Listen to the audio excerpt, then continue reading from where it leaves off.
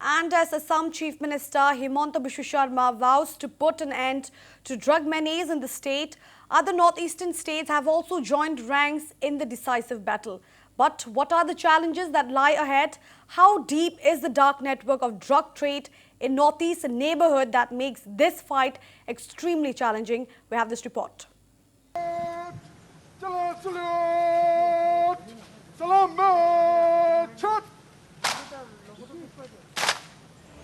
Wednesday, June 9th.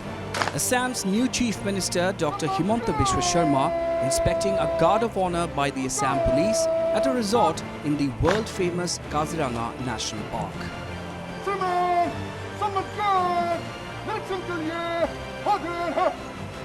In attendance inside the sprawling resort were the state's 33 district police superintendents and of course the police chief and almost the entire top brass of the 70,000 strong Assam police force. Yes, they were meeting to discuss, amongst other important things, the ongoing crackdown against drug trafficking and crime syndicates. As Dr. Himanta Biswa's war cry against drug trafficking was heard loud and clear across the state, leading to over 500 arrests in the past 3 weeks, the battle has now spread to the rest of the northeast. Besides Assam, which is making around 20 arrests or more on a daily basis, the frontier state of Arunachal has also initiated a major crackdown on drug trade, even leading to the arrest of cops. The biggest challenge, however, is the proximity of states like Manipur, Nagaland, Mizoram and Arunachal Pradesh to the infamous Golden Triangle, one of the world's largest sources of illicit drugs. The triangle, comprising Myanmar, Thailand and Laos, is a playing field of organized cartels who help sustain terrorism, drug trafficking, gun running, ethnic conflicts, large-scale migration and environmental degradation that infringe national security. It is relevant to examine the scenario across our borders. After all, the Golden Triangle is the hub of the narcotics trade, the total value of which is estimated at USD 40 billion per year. The worry for India emerges from a dynamic shift in the Burmese illicit drug industry. Smaller cartels like the Wei brothers, Zhang Ming Group and Lo Sen Nian Group have moved their production facilities to western Myanmar on borders with India and Bangladesh.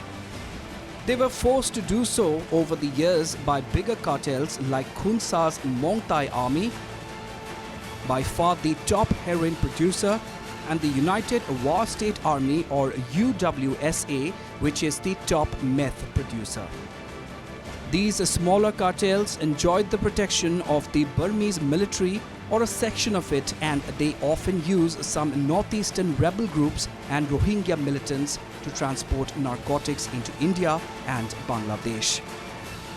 United Nations Office on Drugs on Crime or UNODC reported a sharp drop in the price of methamphetamines in East and Southeast Asia in 2020. The price reached its lowest level in 10 years. That was because the market was overwhelmed with supply. The increase in supply was because UWSA and other groups involved in narcotics developed the ability to produce the ingredients to manufacture various synthetic drugs, including amphetamine-type stimulants like crystal meth and yaba, as well as synthetic opioids.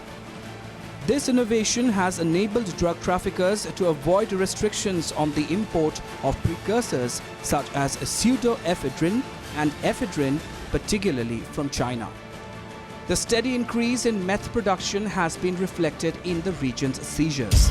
Asian anti-drug authorities confiscated a record 139 tons of meth in 2019, up from 127 tons in 2018 and 82.5 tons in 2017, according to UNODC data.